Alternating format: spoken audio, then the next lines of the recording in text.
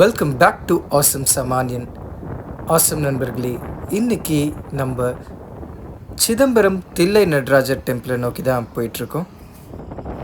இந்த ஃபேமஸான சக்தி வாய்ந்த இந்த ஏன்ஷியண்ட்டான இந்த தில்லை நடராஜர் டெம்பிளில் எனக்கு இருந்த எக்ஸ்பீரியன்ஸை தான் உங்களுக்கு கூட நான் இந்த வீடியோவில் ஷேர் பண்ணிக்க போகிறேன். வாங்க வீடியோக்குள்ளே போகலாம். நான் லஞ்ச்லாம் முடிச்சுட்டு கரெக்டாக ஒரு 4 மணி டைமில் கோவில் திறக்கிறதுக்கு முன்னாடியே வடக்கு வாசல், அதாவது நார்த் சைடு என்ட்ரன்ஸில் நான் வெயிட் பண்ணிகிட்டு இருந்தேன். கோவில் கரெக்டாக 4 மணி டைமில் திறந்தாங்க, உள்ளே போயாச்சு. வடக்கு வாசலில் இப்போ நீங்கள் பார்க்குற அந்த கோபுரம் வந்து நம்மளை வரவேற்குது.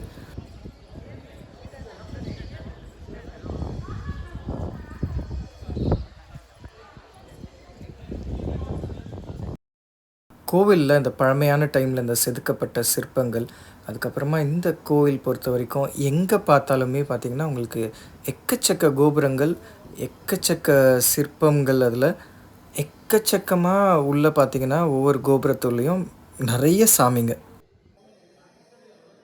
கோவில் உள்ள எங்கெல்லாம் வீடியோ எடுக்கலாமோ, எங்கெல்லாம் என்னால் எடுக்க முடிஞ்சுதோ, ஸோ அந்த கிளிப்ஸ் எல்லாமே நான் இந்த வீடியோவில் ஆட் பண்ணியிருக்கேன், நீங்கள் பார்க்கலாம். இந்த டெம்பிளை விசிட் பண்ணால் நம்ம ஞாபகம் வச்சுக்க முடியாத அளவுக்கு அத்தனை சன்னிதானங்கள், ஒவ்வொன்றுமே பார்த்திங்கன்னா பிரம்மாண்டமாக, அந்த தூண்களாக இருக்கட்டும், அந்த கொடிமரமாக இருக்கட்டும், எல்லாமே வந்து ரொம்ப பிரம்மாண்டமாக, ரொம்ப துல்லியமாக, ரொம்ப பழமையாக ஒரு டிஃப்ரெண்ட்டான எக்ஸ்பீரியன்ஸ் கொடுக்குற மாதிரி இருந்தது. நீங்கள் பார்க்குற அத்தனை விஷயங்களையும் உங்களால் ஞாபகமே வச்சுக்க முடியாது, அந்த அளவுக்கு நிறைய விஷயங்கள் இருந்தது.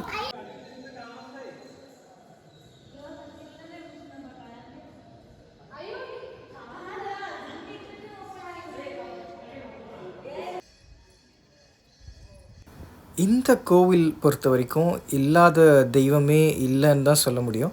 சிவனை தவிர்த்து எக்கச்சக்கமாக, இப்போது இங்கே விநாயகர் வந்து எனக்கு கேப்சர் பண்ண முடியல, இருட்டாக இருக்குது. பட் அத்தனை சாமிகளுக்குமே சன்னதி இருக்குது இங்கே. இந்த கிளிப்பில் என்னை சுற்றி பார்த்தாலே உங்களுக்கு தெரியும் எந்த அளவுக்கு கட்டடக்கலை, சுற்றி எத்தனை கோபுரங்கள் இருக்குன்றது உங்களுக்கு தெரியும். ப்ளஸ் இந்த கோயிலை பொறுத்த வரைக்கும் இந்த கோவிலோட 4 திசை, கிழக்கு, மேற்கு, வடக்கு, தெற்கு 4 திசைகளிலுமே என்ட்ரன்ஸ் இருக்குது.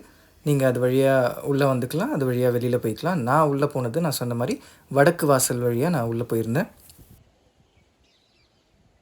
இந்த அளவுக்கு இந்த பறந்து விரிஞ்ச இந்த கோவிலில் எந்த சன்னிதானத்தில் தில்லை நடராஜர் இருக்கார் அப்படின்றதே புதுசாக போகிறவங்களுக்கு, முதல்ல போகிறவங்களுக்கு தெரியறதே கஷ்டம். நானுமே அப்படி தான். இந்த பர்டிகுலர் இந்த கோபுரத்துள்ள தான் தில்லை நடராஜர் இருக்கார். நான் சீக்கிரமே போயிட்டனால இந்த இந்த இந்த சன்னிதானத்தை ஒரு டக்குன்னு ஒரு ரவுண்ட் அடிச்சுட்டு நான் வெளியவே வந்துட்டேன். நான் நடராஜரையே பார்க்கல. அப்புறமா அங்கே நான் விசாரிக்கும் போது தான் எனக்கு தெரிஞ்சுது, ஒரு 4:45 மணிக்கு தான் உள்ளே வந்து அவங்க நட திறப்பாங்க.